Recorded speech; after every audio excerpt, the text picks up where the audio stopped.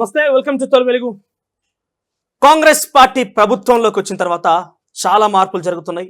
అనేక మంది కూడా గతంలో కేసీఆర్ వల్ల కాస్త మేము ఇబ్బంది పడ్డామనో, లేకపోతే సిద్ధాంతపరంగా వాళ్ళు నచ్చలేదనో, లేకపోతే రాజకీయంగా వాళ్ళు ఒక స్థాయిలో అప్పటికే ఏర్పరచుకొని అనేక ఉద్యమాల ద్వారా తెలంగాణ ఉద్యమకారులు కావచ్చు, పౌర హక్కుల సంఘాల నేతలు కావచ్చు, లేకపోతే ప్రజా సంఘాల ఉద్యమాలు కావచ్చు, అనేక మంది చేసి తెలంగాణ రాష్ట్రం వచ్చిన తర్వాత టీఆర్ఎస్ పార్టీతో భాగస్వామ్యం అయ్యేందుకు అందరూ కూడా పార్టీలో చేరి రాజకీయంగా చాలా వరకు కొన్ని ఆశలు పెట్టుకున్న పరిస్థితి. కానీ చివరికి అందరినీ కూడా నీరుగార్చే ప్రయత్నం డెఫినెట్గా జరిగిందని చెప్పాలి. ఎందుకంటే ఇటీవల కాలంలో చాలా మంది కూడా ఆ పార్టీకి రాజీనామా చేసి తిరిగి కాంగ్రెస్ పార్టీలో చేరుతున్న పరిస్థితి. అయితే ప్రస్తుతం మనతో పాటుగా తొలి వెలుగు స్టూడియోలో తాటికొండ రాజయ్య, మాజీ డిప్యూటీ సీఎం మనతో పాటు అందుబాటులో ఉన్నారు. సో ఆయన కూడా అనేక సార్లు ఎమ్మెల్యేగా గెలుపొందిన పరిస్థితి, డిప్యూటీ సీఎం కూడా పనిచేసిన పరిస్థితి. కానీ చివరికల్లా అనేక ఆరోపణలు ఎదుర్కొన్నారు. చివరాఖరణ టికెట్ కూడా రానటువంటి స్థితి కూడా రాజకీయంగా ఆయన్ని అణిచివేయబడిందన్న రకంగా ఇటీవల కాలంలో తానే బీఆర్ఎస్ పార్టీకి రాజీనామా చేసిన సందర్భంలో చెప్పడం జరిగింది. ముందుగా వెల్కమ్ చూద్దాం. నమస్తే సార్. నమస్తే. నమస్తే. హార్టీ వెల్కమ్ టు తొలి వెలుగు. Thank you very much. So first initial గా వెరీ ఫస్ట్ క్వశ్చన్, ఎందుకంటే మీరు తెలంగాణలో ప్రజా ఉద్యమాల్లో పాల్గొన్నారు, తెలంగాణ ఉద్యమాల్లో పాల్గొన్నారు, ఈ జాతి కోసం అనేక ఉద్యమాల్లో పాల్గొన్నారు. మీకు ఒక అవకాశం దొరికింది సార్ డిప్యూటీ సీఎంగా. సో దొరికిన తక్కువ కాలంలోనే ఎందుకు తొలగించడం జరిగిందంటే ఏం సమాధానం చెప్తారు? ఎందుకంటే చాలా అరుదైన అవకాశం అది. చెట్టుకు కాయలు కాయడం చెట్టు తప్పు కాదు. చెట్టు ఆకులు కూడా పనికొస్తాయి ఫంక్షన్స్ కంటే, చెట్టు తప్పు కాదు. బెరడు పనికొస్తుంది, చెట్టు మొత్తానికే పనికొస్తుంది అన్నట్టు చెట్టు తప్పు కాదు.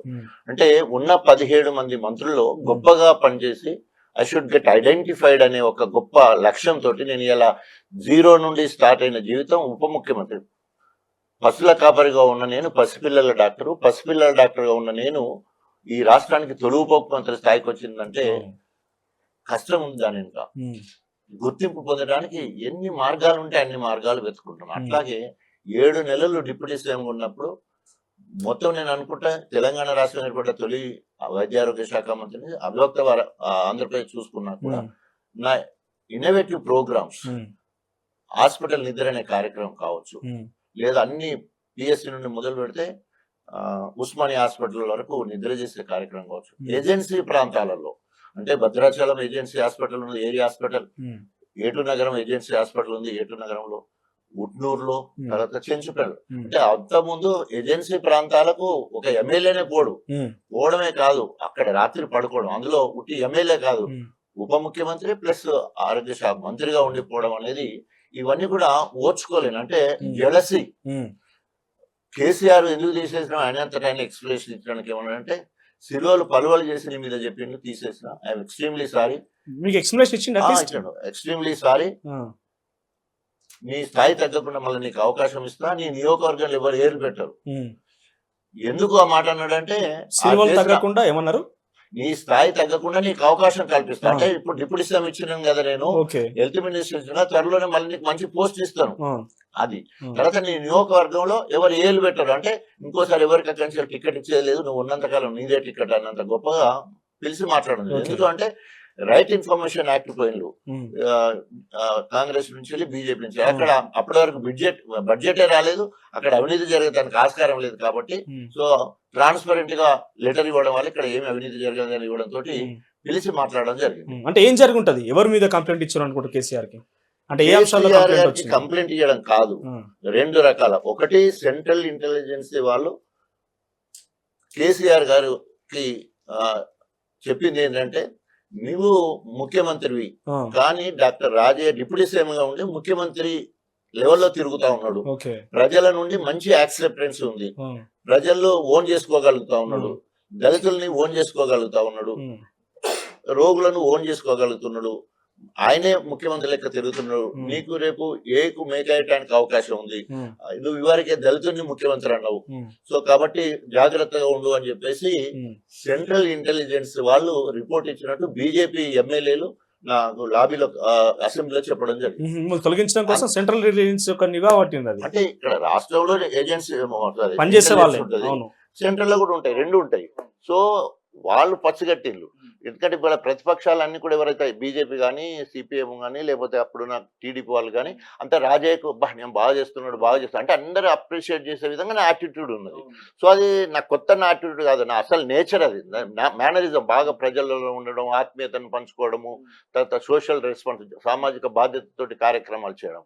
సో అట్లా పోవడం వల్ల ఎట్లా ఉంటుంది, తనకేసరి వస్తున్నప్పుడు భయం అవుతుంది ఎవరికైనా కూడా. సో అట్లా అట్లా సిలువలు పలువలు చేసిన సీనియర్ లీడర్లు అందరూ ఉండి కూడా నువ్వు ముఖ్యమంత్రి ఉండవు, నీకంటే ఆయన ఎక్కువ దిగుతుండవు, జోకులు వేసుకుంటూ నా మీద అనేక రకాలుగా చేసే కారణంతో ఆయన తట్టుకోలేకపోయాడు, అందుకే తీసేసాడు. సో మీ నియోజకవర్గం ఏలు పెట్టి అన్నటువంటి కేసీఆర్ మీ నియోజకవర్గానికి సంబంధించిన కడియం శ్రీహరికి మళ్ళీ మీ స్థానంలో డిప్యూటీ సీఎం అవకాశం కల్పించారు. డిప్యూటీ సీఎంకి అవకాశం కల్పించండి. ఇప్పుడు ఎమ్మెల్యేగా నాకు తీసేసి ఆయనకి నుప్పు మీద కారం చదిలే. అందుకనే తప్పని పరిస్థితులలో ఇంత గొప్పగా విధేయుడుగా వీర విధేయుడుగా ఉన్న నన్ను తీసేసి చెప్పుడు మాటలు చెప్పించి అక్కడ బీఆర్ఎస్ పార్టీ కేసీఆర్ కున్నారా ప్రజలకున్నారా? ప్రజలకు వీర విధేయుడిగా ఉండి వచ్చే మంచి పేరును చూసి అక్కడ సిల్వలు పలువ చెప్పడం వల్ల తీసేయడం అయింది. ఒక నాయకుడిని నమ్మి అధికార కాంగ్రెస్ పార్టీని ఎమ్మెల్యే పదవికి రాజీనామా చేసి మళ్ళీ ఉద్యమంలో తొలి దళితుడిగా వచ్చిన నేను ఎదుగుతున్న క్రమంలో నా ఉడుకుతున్నప్పుడు కాళ్ళేరు కొట్టినట్టు ఉప ముఖ్యమంత్రి తీసేయడం, అయినా కూడా రాజయ్య స్వార్థం కోసం ఉప ముఖ్యమంత్రిగా తీయగానే పార్టీ మీద విరుచుకుపడ్డాడు లేదా నాయకుడి మీద విరుచుకుపడ్డాడు అని కూడా ఇంకా మరింత ఏదో తపస్సు చేస్తున్నప్పుడు అనేక రకాల అడ్డంకులు వస్తుంటాయి. వర్షం పడుతుంటది, అగ్ని వర్షం కురుతుంటది, చెట్లు సేమలు గాలి అయినా కూడా ఎట్లయితే ఓం ఓం అని అంటారో నేను కూడా కేసీఆర్ పేరుని అట్లా తలుచుకుంటూనే ఉన్నా. డెఫినెట్ గా ఈ 10 సంవత్సరాల కాలంలో మీకు మొదట్లో కొంత అవకాశం ఇచ్చినట్టే ఇచ్చి చేజార్చినప్పటికి కూడా తిరిగి వెనక్కి తీసుకున్నప్పటికి కూడా ఈ 10 సంవత్సరాల కాలం నాకు తెలిసి సోషల్ మీడియాలో కావచ్చు ఎక్కడ చూసినా మీ అంత వ్యతిరేకత ఎదుర్కొన్న ఎమ్మెల్యే ఎవరు లేరు నాకు తెలిసి. బహుశా అనేక రకాలుగా అవినీతి అక్రమ ఆరోపణలు కావచ్చు, లేకపోతే కొన్ని అమ్మాయిలకు సంబంధించిన అంశాలు కావచ్చు, రకరకాలు ఎదుర్కొన్నారు. సో ఎప్పుడు ఫీల్ అవ్వలేదా ఏంది నేను ఇంత స్వచ్ఛంగా ఉన్నా, ఇంత తెల్ల ఏంటి ఒక పీస్ఫుల్ గా ఉన్నప్పుడు నేను అవినీతి ఆరోపణలు ఎదుర్కొన్నారు కానీ ఎందుకో అట్లా ఎదుర్కోవాల్సి ఎందుకు వచ్చింది? ఎవరైతే నీతివంతుడుగా ఉంటాడో, ఎవరైతే ఆత్మీయంగా ప్రజలలో ఉంటాడో, ఎవరైతే ప్రజానాయకుడుగా ఉంటాడో వాళ్ళకే ఈ కష్టాలు వస్తాయి. ఉదాహరణకి మనం 2 ఉదాహరణలు చెప్తాను. ఒకటి హీరోని తీసుకుందాం. సినిమాలో హీరో చివరి వరకు కష్టాలు పడుతుంటాడు, నిందలు ఎదుర్కొంటాడు, అపనిందలు ఆరోపణలు ఎదుర్కొంటాడు, ఆఖరికి ఆయన సుఖపడే టైం వరకు సమాప్తం అయిపోతుంది. నెంబర్ 1. నెంబర్ 2, నేను దళిత క్రైస్తవుడుగా యేసు ప్రభు గురించి చెప్తాను. యేసు ప్రభు ఎలాంటి తప్పు చేయలేదు, కానీ తన దగ్గర ప్రియమైన శిష్యులే ఆయన ఎవరో మాకు తెలియదు అంటాడు. ఇంకో శిష్యుడు ముద్దు పెట్టి అప్ప చెప్తాడు, ఇంకో శిష్యుడు ఆయన గాయాల్లో చేపెడితే మాత్రం నమ్ముతాడు, లేకపోతే నమ్మనంటాడు. ఏ రక్షణ కోసం అంటే యూదుల రక్షణ కోసం యేసు ప్రభు పుట్టిండని చరిత్ర చెప్తుంది. ఆ యూదులే యేసు ప్రభుకు సిలువ వేయాలి చంపాలని చెప్పేసి ఆ యూదులే అంటారు. తర్వాత ఆయనను ఆ యూదులే ఉమ్మేస్తారు, బట్టలు చింపేస్తారు, కొరడాలతో కొడతారు, ముళ్ళ కిరీటం పెడతారు. ఆఖరికి శిలువ మీదను అతి భయంకరమైన శిలువ మీద మరణం పొందడం వల్లనే యేసు ప్రభు దేవుడు కాగలిగాడు. అదే విధంగా యేసు ప్రభు నమ్మిన బిడ్డగా నేను ఏదైనా నాకు కష్టం వచ్చినప్పుడు ఆయన ఉదాహరణ తీసుకుంటా. ఆయనలో రవ్వంతా కూడా మనం కాదు, కానీ ఆయన ఎలాంటి తప్పు చేయకుండా గన్ని వస్తున్నాయి. ప్రజా జీవితంలో అనేక రకాలుగా రాజకీయాల్లో ఎదుర్కొని ఉండాలన్నప్పుడు మనం మంచి చేసినా కూడా శత్రువుకు అది చెడు లెక్క ఉంటుంది. ఎందుకు చెడు లెక్క ఉంటుంది అంటే జెలసీ. ఇంకా మంచి పేరు వస్తుందని చిన్న అంశాలను భూతార్థములు పెట్టి చూసే కార్యక్రమాలు. నేను ఎక్కడ కూడా భూదందాలు పాల్గొని కోట్ల రూపాయలు సంపాదించలేదు. అవినీతి ఆరోపణ కానీ ఏం లేవు. ఉన్నదల్లా ఒకటి ఏదో తప్పుదాం బట్టి కొంతమంది బహిరంగానే బయటకు వచ్చి రాజయ్య అనేది చేయాలని ప్రయత్నం చేసిన కొంతమంది సర్పంచ్ లాంటి నవ్య లాంటి వాళ్ళు కావచ్చు, అందరూ కూడా ఇంత పెద్ద ఎత్తున ఆరోపణ చేస్తారంటే ఇంతకు మించే ఉండకపోవచ్చు రాజకీయాలు. ఎందుకంటే చిట్ట చివరిన దిగజారిపోతాయి ఇటువంటి ఆరోపణలు చేయరు ఎవరి మీద కూడా. అంటే ఏమైపోయింది అంటే ఇవాళ రేపు సమాజంలో అనేక రకాల రుగ్మతలు పైసలకు లోబడి చేసింది. కోట్ల రూపాయలు ఖర్చు పెట్టి డిఫేమ్ చేయడం కోసం నవ్య లాంటి వాళ్ళని వాడుకొని పైసలు ఇచ్చి కడియం శ్రీహరి నాకు మొదటి నుంచి శత్రువు ఆయన ఒక్కడే కదా, ఓపెన్ చెప్పడానికి సిద్ధాంతం 100% ఆయన్ని. ఆఖరికి మళ్ళీ ఎమ్మెల్యే ఆమెతో పోటీ చేయించడం. ఎందుకు పోటీ చేయించడం అంటే నేను మాదిగా బైన్ లైన్ తీసుకొచ్చిన, ఆయన బైన్ లోడు మాది కూడా ఎవరు వేయొద్దు, మొత్తం మాదిగా అక్కడ మొత్తం కూడా బైన్ లైన్ కడియం శ్రీహరి దొబ్బుతాడు. ఇప్పటికి ఇక్కడ 25 ఏళ్ల కంచె ఆయననే తీసుకున్నాడు. ఇప్పుడు ఆయన బిడ్డ కోసం ప్రయత్నం చేస్తున్నాడు. బైన్ లోడ్ కావద్దు, మాదిగా ముద్దు అని చెప్పేసి అక్కడ మాదిగా ఉద్యమకారులందరూ కూడా ఉద్యమం కూడా చేయడం. అయితే మాదిగా ఓట్లు నాకు వెయ్యారనే ఉద్దేశంతో ఆమెకు పోతాయని చెప్పేసి ఆమెను మాదిగా బిడ్డ కాబట్టి ఆమె అక్కడ నుంచి ఎమ్మెల్యే కూడా డబ్బులు ఇచ్చి అంటే ఎంత ప్రేరేపించినా కూడా పూర్తిగా తన మీద ఉన్నటువంటి ఒక అంటే ఏ మహిళ చెప్పినటువంటి కొన్ని మాట కూడా నవే చెప్పింది, ఇంకేదో జరిగిందని ఇంకేదో జరిగింది అంటే ఎంత ప్రేరేపిస్తారో ఒక మహిళని. చూడండి, ఎప్పటిదాకా అక్కడ మాట్లాడుతున్నా కానీ మళ్ళీ అడుగుతున్నట్టు, ఎందుకంటే నేను మహిళల గురించి మాట్లాడి నాకు ఇష్టం Okay. ఎందుకు ఉండదంటే, ఇప్పుడు మీరు అడిగిన వాళ్ళు చెప్పాలంటే నేను ఆమె మీద అభియోగాలు చేయాలి. అభియోగాలు సమాజం ఇంటే బాగుండదు. సో ఒకటి చెప్పగలను ఏంటంటే, ఆమె చేసిన అనేక అభియోగాలు గవర్నమెంట్ లో ఉన్న నా మీద సుమోటోగా కేసు పెట్టారు, అవును. పోలీస్ కమిషనర్ ఎంక్వైరీ చేశారు.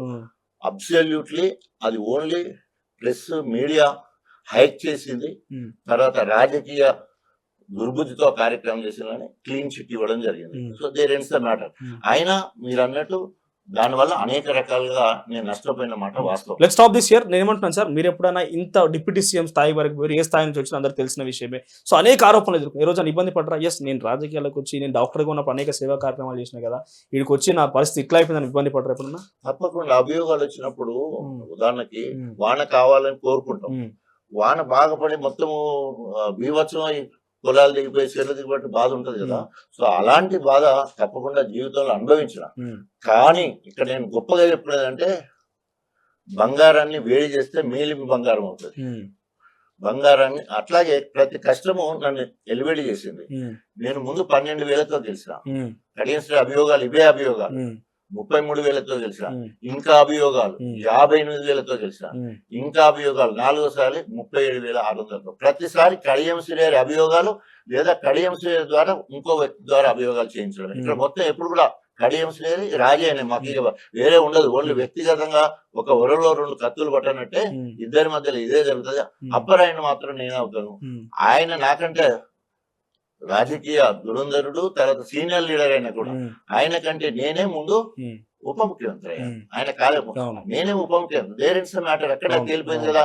తర్వాత ఆయనకు నాకు 4 సార్లు పర్సన్ డైరెక్ట్ ఎలక్షన్లు అయినాయి. ఆయన 2 సార్లు గెలిచి, నేను 2 సార్లు గెలిచిన. ఆయన 4,000తో గెలిస్తే నేను 12,000, 33,000తో గెలిచిన. అసలు కంపారిజన్ ఉండదు. ప్రజా జీవితంలో నేను ప్రజానాయకుడుగా, ఆయన రాజకీయ నాయకుడు ఆయన. కానీ ఆయన ఎత్తులు జిత్తులు కాళ్ళెరుగొట్టుడు అక్కడే ఉండాలి ఫస్ట్ రావాలంటున్న గుణం. అదైతే ప్రజల్లోకి పోయి ఆత్మీయతను పంచి సామాజిక బాధ్యతతోటి మనం ప్రజల్లో ఉండాలనే తత్వం నా. రైట్, ఇది 5వసారి సార్ ఎన్నికల్లో దురదృష్టవశాత్తు టికెట్ రాకపోవడంతో మీరు పోటీ కూడా చేయనట్టుంది. సో 5వసారి బీఆర్ఎస్ పార్టీ మీరు పోటీ చేయలేదు, పార్టీ కూడా ప్రభుత్వం నుంచి పోయింది. నా పాపం కలిగింది. మీ పాపం 100%. బీఆర్ఎస్ పార్టీకి మీ పాపం కలిగింది 100%. సో ఓటమి కారణం ఎట్లా వచ్చే వరకు నేను సచ్చే వరకు నాకే టికెట్ ఇవ్వాలి. నేను సచ్చే వరకు మీకు ఇచ్చిన హామీ మేరకు 115 నియోజకవర్గాలలో ఆయన ఇచ్చినది మరి గెలవాలి కదా, ఎవరు గెలవాలి కదా. కొన్ని నేను ఓడిపోతు కావచ్చు, కానీ ఆయన త్యాగం ఉంది కదా. అధికార కాంగ్రెస్ పార్టీ ఎమ్మెల్యే పదవికి రాజీనామా చేసి మళ్ళీ ఉద్యమంలో తొలి దళితుడుగా ముందొచ్చి నేను ఎత్తుకొని దేవుడు, ఇంద్రుడు, దేవేంద్రుడు, తర్వాత వీర విధేయుడుగా ఉన్నాను.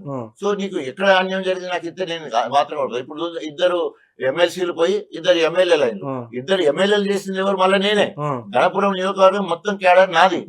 30% కేడర్ ఆయన చేయలే. కడేశ్వరి ఎందుకు చేయలేదు? ఆయన పడక, ఆయన విధానం నచ్చక అప్పుడు ఆయన పార్టీకి వెళ్ళి ఇటు వచ్చాడు. అబ్బో మళ్ళీ వీడు ఇటు వచ్చాడు అని చెప్పేసి వీళ్ళు అడిపోయారు కాంగ్రెస్ ముఖ్యమంత్రి. అయినా కూడా అక్కడ గెలిచాడు. నేను ఇన్ఛార్జ్ గా జనగాంపన నేస్తే ఇక్కడ పల్లె రాజశేఖర గారిని గెలిపించాను. ఇద్దరు కూడా ఇప్పుడు ఎవరైనా చెప్తారు, వరంగల్ అభక్త వరంగల్ జిల్లాలో రాజయ్య చేయబట్టే 2 సీట్లు బీఆర్ఎస్ పోయినాయి. ఒకవేళ రాజయ్య కనుక కాంగ్రెస్ కి వచ్చాయంటే ఈ 2 కూడా రాజయ్య ఖాతాలో కాంగ్రెస్ అయిపోతా ఉండే. సో ఆయన చెప్పి ఇప్పుడు ప్రజలందరూ చెప్పుకునే మాట అది.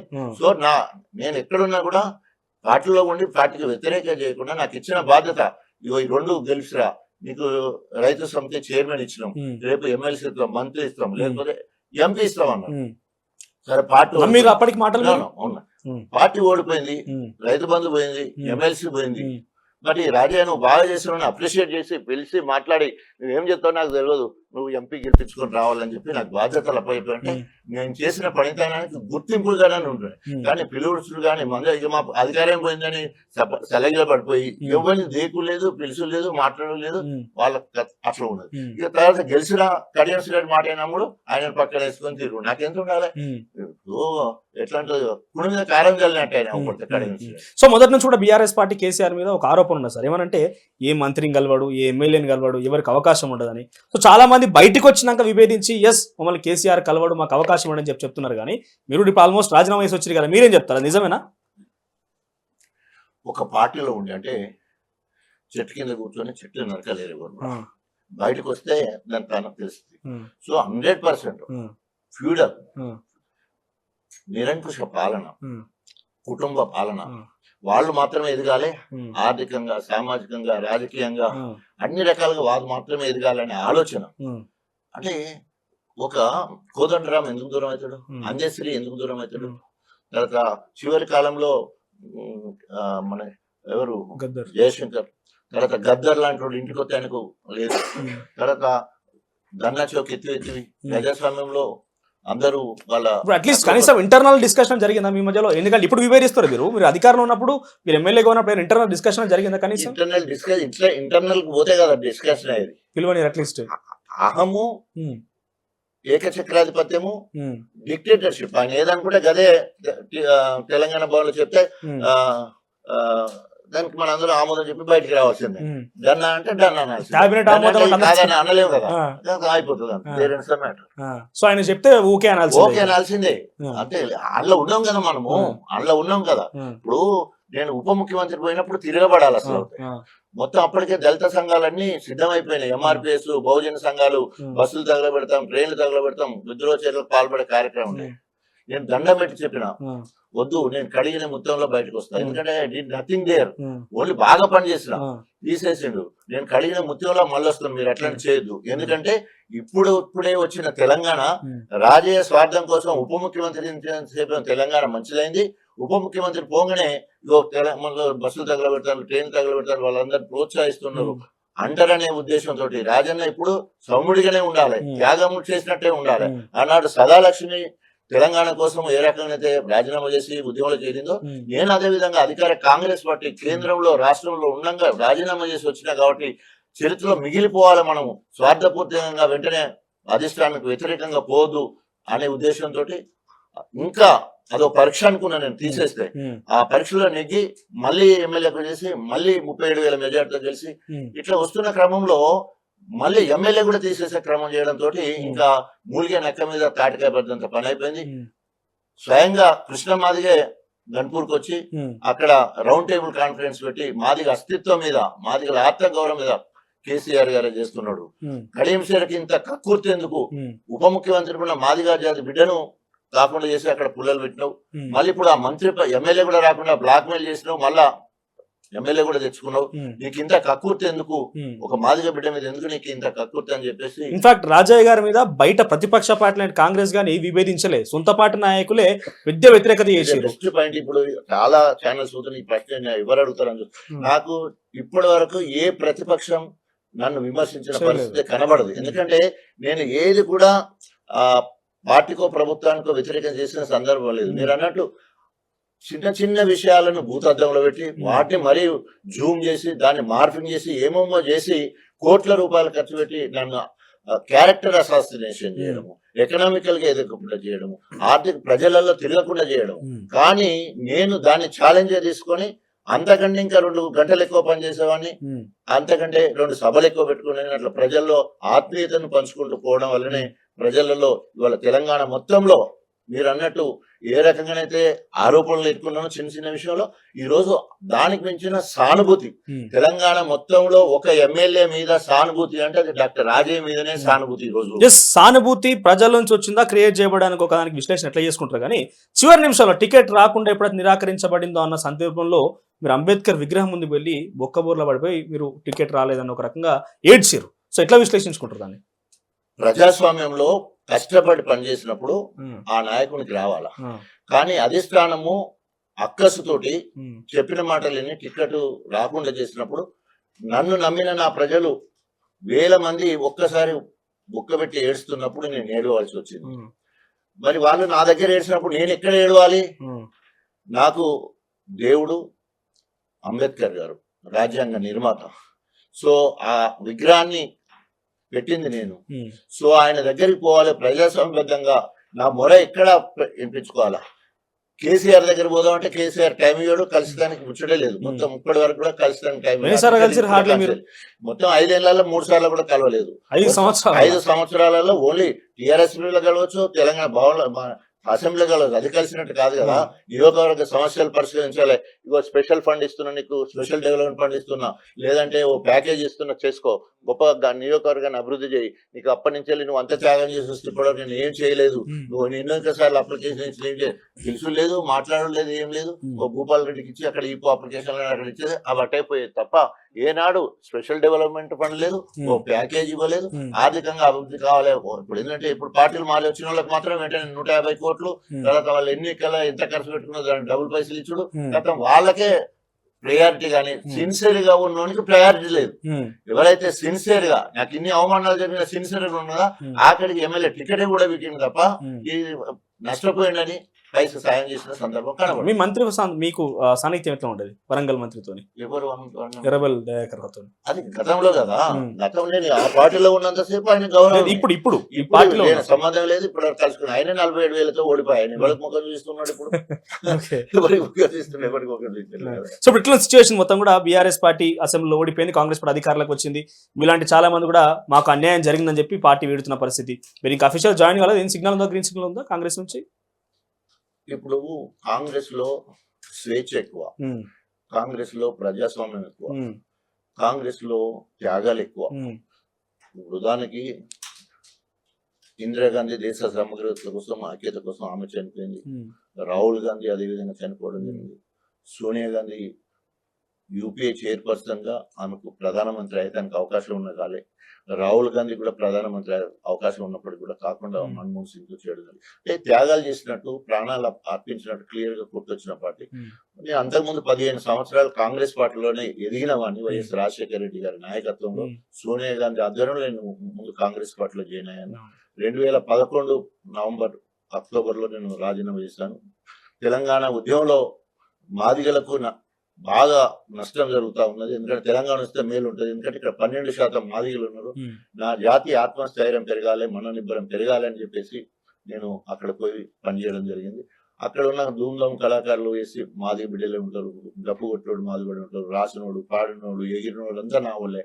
వాళ్ళందరికీ నేను అండగా ఉండాలనే ఆలోచనతో సదాలక్ష్మిని ఆదర్శంగా తీసుకుని ఆ రోజు నేను బీఆర్ఎస్ పోయినమాట వాస్తవం. కానీ అక్కడ పోయిన 10 ఏళ్లలో నరకాన్ని అనుభవించిన, నిరంకుశ పాలనను చూసిన, బూర్జువా వ్యవస్థను చూసిన, ఫ్యూడల్ విధానం ఎట్లుంటది అన్నట్టు ప్రత్యక్షంగా చూసిన పరిస్థితి కనబడ్డది.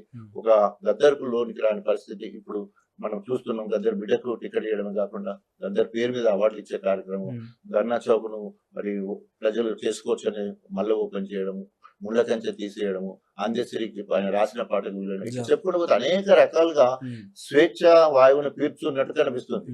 10 ఏళ్ళు తెలంగాణ తెచ్చుకున్నాం కానీ ఆ స్వేచ్ఛ ఆ కుటుంబానికే దక్కింది తప్ప ప్రజలకు ఎవరికి కూడా స్వేచ్ఛ దక్కింది. ఇన్ఫాక్ట్ ఇటీవల కాలంలో కొంతమంది బీఆర్ఎస్ నాయకులు మేము నేరుగా సంప్రదించి మీ విషయంలో మాట్లాడినప్పుడు కూడా వాస్తవానికి ఆయన పోయిందే మాకు చాలా రిలాక్సేషన్ గా ఉన్నది, ఇలాంటి వాళ్ళ మేము ఓడిపోయినామని చెప్పి చెప్తున్నారు. ఉదాహరణ తీసుకొని మీ పేరు కావచ్చు, లేకుంటే కొంతమంది పేర్లు కావచ్చు, మీ పక్క నియోజకవర్గం జనగామ నుంచి, అంటే కబ్జా ఆరోపణలు లేకపోతే మీరు ఎదుర్కొన్న ఆరోపణల విషయంలో ఈ ఆరోపణల కారణంగానే బీఆర్ఎస్ పార్టీ ఓడిపోయిందని వాళ్ళు చెప్తున్నారు. ఓకే, సో ఎప్పుడైనా కూడా ఇప్పుడు కాంగ్రెస్ వాళ్ళు కానీ, బీఆర్ఎస్ వాళ్ళు కానీ, బీజేపీ కానీ ఒక పార్టీ నుండి ఒక పార్టీకి పోయినప్పుడు విమర్శలు వస్తున్నాయి. సద్విమర్శల, నిజాల, అబద్ధాలు చూసుకుంటున్నప్పుడు మనం ప్రజలలో ఉన్నట్టు లెక్క. రేవంత్ రెడ్డి వాళ్ళ ముఖ్యమంత్రి అయ్యాడు. రేవంత్ రెడ్డి కాంగ్రెస్ లోకి వస్తా అంటే వ్యతిరేకించాడు. పిసిసి అధ్యక్ష పదవికి వ్యతిరేకించడు, ఇష్టం ఉన్నట్టు మాట్లాడు. సీఎం కావాలంటే కూడా వ్యతిరేకించారు, కాకుండా చేశారు. కానీ ప్రజాస్వామ్యంలో ఈ రోజు గొప్పగా ముఖ్యమంత్రి అయ్యి ఈ గొప్ప గొప్ప కార్యక్రమం చెప్పి నేను కూడా చేస్తున్నాను. అట్లాగే ప్రజల నుండి రెస్పాండ్ వస్తున్నది లేదా పార్టీల నుండి రెస్పాండ్ వస్తున్నది అంటే వీఆర్ ఇన్ పబ్లిక్. సో వాళ్ళు ఏ కామెంట్ చేసినా కూడా ఇవాళ అంటే మళ్ళీ ఇంకా పోతే ఇవాళ కామెంట్ ఎవరి మీద ఉన్నది? కేసీఆర్ మీద కామెంట్లు, హరీష్ రావు మీద కామెంట్లు, కేటీఆర్ మీద కవిత మీద కామెంట్లు, రేవంత్ రెడ్డి మీద కామెంట్లు. అంటే కామెంట్ చేసే స్థాయిలో మనం ఉన్నామంటే నేను కూడా డిప్యూటీ సీఎం 4 సార్లు ఎమ్మెల్యే కదా, ఆ స్థాయి నాయకునిగా నేను గర్వపడతాను. విమర్శలు నా మీద వస్తున్నాయంటే ఐ మీన్ పబ్లిక్. సో ఇప్పటికే ట్విట్టర్ వైరల్ అవుతుంది, మీ మీద ట్వీట్ చేసిన ఒక బీఆర్ఎస్ పార్టీకి సంబంధించి ఒక చిన్న కార్యకర్త మీ దృష్టిలో అయితే మీరు ఎదిగిన స్థాయికి అనేది వస్తుంది నథింగ్ కావచ్చు. కాకపోతే నేను ఏమంటుండే God please save girls from the party whichever he goes అని అంటున్నారు. మీరు ఏ పార్టీలోకి అయితే వెళ్తే ఆ పార్టీలో అమ్మాయిలను కాపాడండి దేవుడా అని నేను ప్రార్థిస్తున్నాడు. ఇప్పుడు అంటే నేను చెప్పిన కదా, మీడియా వెధవలు అంటే యూట్యూబ్ ఛానల్ కావచ్చు, సెటిలైట్ ఛానల్ కావచ్చు, చిన్న చిన్న అమ్ముడు పోయే వెధవలు, గాడిదలు, వాళ్ళకి అక్కలు, చెల్లెలు, అమ్మ, భార్య లేని విధంగా ఆ హెడ్డింగ్ పెడుతుంది. అంటే నేను ఏదైనా కూడా వేల మందిలో కార్యక్రమాలలోనే బహిరంగ మాట్లాడు అవును. అవుపడ్డ బొమ్మలు కూడా అక్కడే. ఉమ్, ఒక దగ్గర ఎంపీపీ గారికి చీర అనుకుంటుంటది, దోస్తు ప్రజ్వలం చేస్తుంటే నా పక్కన రవయ్య అని ఒక సర్పంచ్ ఉంటాడు, ఆయన ముందు చూసానంటే నన్ను తోటి ఇట్లా చీరనట్టు అన్నాం. ఒకవేళ చీరనే కాదు లేకపోతే శరీరం కూడా తగిదాం అనుకుందాం, ఏమిటి కోసము ఇక్కడ నిప్పు తగలబడుతుంది కాబట్టి రక్షించే కార్యక్రమం జరిగింది. 6వ తరగతి అమ్మాయి స్కూల్ డే ప్రోగ్రామ్ పోతే తినిపిస్తుంది, ఆత్మీయతను పంచుకోవడం. తర్వాత బర్త్డే అయినప్పుడు అనేక వరుసలు ఉంటాయి, అక్క ఉంటది, చెల్లి ఉంటది, మద్దలు ఉంటది, అమ్మ ఉంటది, అందరు తినిపించుకుంటారు, ముఖాలు పూసుకుంటారు, రంగుల రకరకాలుగా చేస్తుంటారు. సో అక్కడ దాన్ని మార్పింగ్ చేసేసి దాన్నో రకంగా చూపించే కార్యక్రమం. ఇవన్నీ చూసినప్పుడు ఒక నాయకుడి మీద జెలసీ ఉండేది ఉంటే ప్రజలలో ఆత్మీయతను పంచుకుంటున్నప్పుడు ఎన్ని రకాలుగా ఈ ఒక టీం తయారు చేసి వాళ్ళకు నెలకు డబ్బులు ఇచ్చేసి ఈ విధ కడియం శ్రీహరి ఇవన్నీ కూడా చేసే కార్యక్రమాలు చేస్తారు. ఎందుకు ఈ బాధ అంటే ఆయనకు కూడా 3 బిడ్డలు ఉన్నారు, ఆలోచన ఉండాలి కదా. ఒక మహిళ ఎంత క్షోభపడుతుంది, లేదా నా కోడళ్ళు ఉంటారు, నా కొడుకులు ఉంటారు, మా అమ్మ ఉంటది, వీళ్ళ భార్య ఉంటది, నిజమే అక్కడ ఏమైనా అయిందా అంటే ఏముండదు, కానీ మొత్తము సోషల్ మీడియాలో వైరల్. అది వైరల్ చేసిన పోరాడాలంటే దాన్ని రకరకాలుగా మీరు అన్నట్టు కామెంట్ చేసే కార్యక్రమం. మరి అక్కడ ఇవాళ సుప్రీంకోర్టు అనేక జడ్జిమెంట్లు ఇచ్చింది, మనం చూస్తాం. సెక్స్ లిబర్టీ వచ్చింది, అనేక రకాలుగా చేసుకోవాలంటే వేల మందిలో చేసుకునే కార్యక్రమాలు ఉంటాయా? దానికి అది రాసలీల అవుతుందా అంటే దానికి రాసలీల, రాజయ్య రాసలీల అంటారా? దానికి రాసలీలకు సంబంధం ఉన్నది. రాసలీల అంటే ఏంది, ఈ ఇక్కడ వచ్చిన బొమ్మలు ఏంది, ఇక్కడ ఇన్సిడెంట్ ఏంది, ఈ రకంగా చేసి బదనాం చేయడం వల్ల ఎప్పుడు కూడా అంటే నిజం నిలకడం మీద ఉంటుంది. అప్పుడు మాత్రం విపరీతమైన కామెంట్లు జరుగుతూనే ఉంటాయి. అలాంటి కామెంట్లు మళ్ళీ జరిగినాయి. నాకు 4 చెల్లెళ్ళు, మహిళలు అంటే చాలా గౌరవం, ఇప్పటి వరకు కూడా అనేకం చెప్పొచ్చు, కానీ మహిళల ఆత్మగౌరవం మీద దెబ్బతీయడం నాకు అసలుకే ఇష్టం ఉండదు. ఎందుకంటే సమాజంలో సగభాగం కంటే వాళ్ళ మహిళలు ఎక్కువ ఉన్నారు. అంబేద్కర్ గారు ఆ రోజు ఆ మహిళలకు హక్కులు పోరాడినప్పుడు కానీ, అంబేద్కర్ గారిని కొట్టడానికి వచ్చినప్పుడు ఆ మహిళలే రక్షించాలి. ఇప్పటి వరకు ఏ ఒక్క ఎఫ్ఐఆర్ కూడా నా మీద లేదు, అట్లాంటివి లేవు. ఓన్లీ ఇలాంటి ఎలిగేషన్స్. ఈవెన్ మహిళా కమిషన్ కూడా దాన్ని ఈజీగా కొట్టిపడేసింది, ఎందుకంటే మీడియా యాక్ట్ చేసింది, అక్కడ ఏం లేదు, రాజకీయ దురుద్దేశం అక్కడ కొట్టొచ్చినట్టు కనిపించింది, అక్కడ ఏం లేదని కూడా చెప్పడం జరిగింది. అది కూడా సుమోటగా, నేను అధికార పార్టీలో ఉంటా, ఎమ్మెల్యే సుమోటగా దాన్ని ఎక్కేవాడు, కడియం శ్రీహరి అక్కడ పోయి సీఎం చెప్పుడు దాన్ని సుమోటగా తీసుకొని మీ పార్టీ వాళ్ళే అంతే. సో వరంగల్ ఎంపీగా తాటికొండ రాజయ్య అన్న ఒక వార్త పెద్ద ఎత్తున ప్రచారంలో ఉంది. ఏంది, ఇండిపెండెంటా లేకపోతే పార్టీ సిగ్నల్ ఇచ్చిందా? ఎందుకంటే కాంగ్రెస్ పార్టీలో వచ్చిన వెంటనే టికెట్ అంటే అది చాలా అరుదైన విషయం. అంటే నేను టికెట్ అడగట్లేదు, unconditionally I'm ready to join Congress party. Party నాకున్న సీనియారిటీ 4 సార్లు ఎమ్మెల్యే, ఒకసారి డిప్యూటీ సీఎం, ఐటీ మినిస్టర్, దండోరా ఉద్యమంలో 7 సంవత్సరాలు పనిచేసిన, తెలంగాణ ఉద్యమంలో పనిచేశాను. తర్వాత steering committee, Congress steering committee for Telangana bus యాత్ర ఇంకోసారి తెలంగాణ మొత్తం తిరిగిన, ఉప ముఖ్యమంత్రి తిరిగిన, అంటే 4 సార్లు తెలంగాణను చుట్టేసిన వివిధ హోదాలలో. మొత్తం తెలంగాణ మొత్తానికి సుపరిచితుని, మీరు అన్నట్టు ఇంత చెప్పినట్టు. సో ఈ తర్వాత సామాజిక ఉద్యమంలో ఉన్నాను, దాంట్లో మన అంబేద్కర్ భావజానంలో ఉన్నాను. అది ఎస్సీ మాదిగ సీట్లు, మాదిగల హైయెస్ట్ కమ్యూనిటీ, 50 మంది అప్లికేషన్ పెట్టుకున్నారు కాంగ్రెస్ పార్టీ నుంచి ఎక్కువ. మహబూబాద్లో 64 మంది కూడా పెట్టుకున్నారు, ఎస్సీ ఎస్టీ 2 ఉన్నాయి కాబట్టి. సో ఈ క్రమంలో నా క్వాలిఫికేషన్ లేదా ఏమంటారు ప్రొఫైల్ బట్టి ఇవ్వడం నాకంటే ఎవరైతే ముందు ఉండరు, కానీ పార్టీకి కొన్ని ఆబ్లిగేషన్స్ ఉంటాయి, హామీలు ఇచ్చి ఉంటారు, అట్లాంటి పార్టీ నిర్ణయం తీసుకుంటారు. సో ఎవరికైనా పార్టీలో ఎవరికైనా ఇచ్చి నన్ను చేయమన్నా పనిచేస్తాను, కానీ పార్టీలో జైన్ కాలేదు. కానీ ఎప్పుడైతే నేను పోవాలని అంటే ఇంకొక అనుమానం కూడా సార్ ఇక్కడ ఏంటంటే, మీలాంటి వాళ్ళకి కొన్ని మాజీ డిప్యూటీ సీఎం, మీరు 4 సార్లు ఎమ్మెల్యే గెలిచారు, విశిష్ట సేవలు అందించారు. సో డెఫినెట్ గా అంతా కూడా ఒక ప్రొఫైల్, గ్రేట్ ప్రొఫైల్ అని చెప్పుకోవచ్చు. బేసిక్గా పార్టీలను మీ దగ్గరకు వచ్చి మన రండి ఆహ్వానించి సలహాలు సూచనలు తీసుకునే అవకాశం, కానీ మీరే వాళ్ళు ఎప్పుడు పిలుస్తారని ఒక ఉత్సాహంతో ఎదురు చూసిర్రు. రేవంత్ రెడ్డి దగ్గరికి వెళ్ళి కలవడం కోసం చాలా సంప్రదింపులు చేసిన ప్రచారం కూడా ఉన్నది. వరంగల్ జిల్లా మంత్రి పొంగులేటి శ్రీనివాస్ గారు, పొంగులేటి శ్రీనివాస్ రెడ్డి గారి ద్వారానే దాన్ని జరగాల. ఒక్కొక్క పార్టీలో ఒక్కొక్క విధానాలు ఉంటాయి. సో దాంట్లో పొంగులేటి శ్రీనివాస్ రెడ్డి గారు తీసుకొని పోయి రేవంత్ రెడ్డి గారికి పరిచయం చేయలేదు. పరిచయం లేనట్టు కాదు, కానీ సో శుభాకాంక్షలు చెప్పడం, ఆ క్రమంలో ఆల్రెడీ వాళ్ళ ఇద్దరి మధ్యలో చర్చలు జరిగినాయి, దాంట్లో భాగంగా కలవడం జరిగింది. సో డెఫినెట్ గా పిలుపు వస్తేనే మనం పోతాం. పార్టీ ఏ రకంగా నా సేవలు పార్టీ కోసము వాడుకుంటారా, ప్రభుత్వంలో నామినేటెడ్ పోస్ట్ ఇచ్చి ఆదుకుంటారా, ఎంపీ కంటెస్టింగ్ కోసం పొమ్మంటారా? సో ఉట్టిగానే మీరు అన్నట్టు ఈ స్టేచర్ ఉన్న వ్యక్తిని ఉట్టిగా కాంగ్రెస్ పార్టీ వదిలిపెట్టదు. గతంలో నేను 15 ఏళ్ళు కాంగ్రెస్ పార్టీలో పనిచేసిన గణపురం నియోజకవర్గంలో 0 నుంచి వెళ్ళి 100% తీసుకొచ్చి ఎంపీపీలు జెడ్పీటీసీలు నేను ఎమ్మెల్యే గెలిచే స్థాయికి వెళ్ళినాం. దాదాపు 13 ఏళ్ళు 12 ఏళ్ళ అరణ్య సంవత్సరం అజ్ఞాతవాసం అంటుంది. 13 ఏళ్ళు కడియం శ్రీ మీద కొట్లాడి ఆయన మీద అప్పరాయండి అయ్యాను. సో మళ్ళీ దెబ్బ మీద దెబ్బ కొట్టాలని ఉన్న ఎమ్మెల్యే పదవికి రాజీనామా చేసి రెండోసారి దెబ్బ కొట్టి ఉప ముఖ్యమంత్రి ఆయన కంటే ముందే వెళ్ళాను. సో అంత గొప్పగా కాంగ్రెస్ పార్టీలో పనిచేస్తున్న నేను తప్పకుండా నాకు సముచిత స్థానం ఉంటుందని నేను అనుకుంటాను. రైట్ గా మీరు చెప్పిన కుటుంబ పాలన గురించి సార్ ఒక్కొక్కరి గురించి డిఫైన్ చేయాలంటే కేసీఆర్ గురించి ఒక మాటలో చెప్పాలంటే ఏం చెప్తారు మీరు? నిరంకుశ పాలన అయినది. ఆయన ఒక నియంత. కేటీఆర్ అంటే కేటీఆర్ ఆయన వారసుడు. అంటే ఈ నియంకుశ కూడా హరీష్ రావు ప్రజా సంబంధాలు ఉన్నాయి కానీ ఎప్పుడైనా కూడా మామ చేతిలో కీలుభూమి. కవిత ఆడబిడ్డ నాకు అవకాశం వస్తే మంచిగా ఉండని ఎదురు చూస్తాను. ఇక చివరిగా సంతోష్ రావు వాళ్ళ కుటుంబంలో, ఎందుకంటే రాజ్యసభ కోల్పోయింది సార్, ఇబ్బందులు కూడా ఉన్నాడట. అంటే ఆయన ఏమంటారు, ఆయన 6th ఫింగర్, ఆయన నా గడక దేనికి పనికి రాకుండా 6వ ఏళ్ళ లెక్క ఉంటాడు. రైట్. రెడ్డిగా ఇది తాటికొండ రాజా గారితో ఎక్స్క్లూసివ్ ఇంటర్వ్యూ. అంటే గత కొంతకాలంగా ఆయన మీద అనేక అవినీతి ఆరోపణలు, అంటే ముఖ్యంగా ఈ కబ్జాలకు సంబంధించి కాకుండా ఇందాక ఆయన చాలా నేరుగా ఒప్పుకున్న విషయం ఏంటంటే బీఆర్ఎస్ పార్టీలో ఉంటూ బీఆర్ఎస్ పార్టీలో వ్యతిరేకత ఎదుర్కొన్న ఏకైక ఎమ్మెల్యే అంటే చాలా స్పష్టంగా ఒప్పుకున్నారు. ఆయన గురించి చాలా పన్నాగాలే పనిరట. ఇవన్నీ కూడా లీగల్ కూడా పోయినప్పటికీ ఇవి కూడా సాధ్యం కాలేదు. కావాలి నా మీద దుష్ప్రచారం చేసేందుకు రాజకీయంగా ఎదుర్కోలేకనే ఇబ్బందులు క్రియేట్ చేసారు. చాలా స్పష్టంగా పేర్లు కూడా చెప్పిండు, పల్లా రాజేశ్వరరెడ్డి, కడియం శ్రీ అని. మరి రేపటి రోజున వరంగల్ ఎంపీ రేసులో ఉండగా ప్రచారం జరుగుతుంది. ప్రస్తుతం అయితే అన్కండిషనల్ గానే పోతున్నట్టు కాంగ్రెస్ పార్టీకి. ఇంకా చేరిక గురించి ఆయన ప్లాన్ చేశారు. నిర్ణయం తీసుకుంటే వారు తీసుకునే నిర్ణయం కూడా ఆ ఇచ్చిన డేట్ లో జాయిన్ కావాలి. అయితే ఇక 5 ఓవరాల్ గా తాటికొండ రాజా గారితో ఎక్స్క్లూసివ్ చూస్తున్నాడు తొలి వెలుగు. Thank you.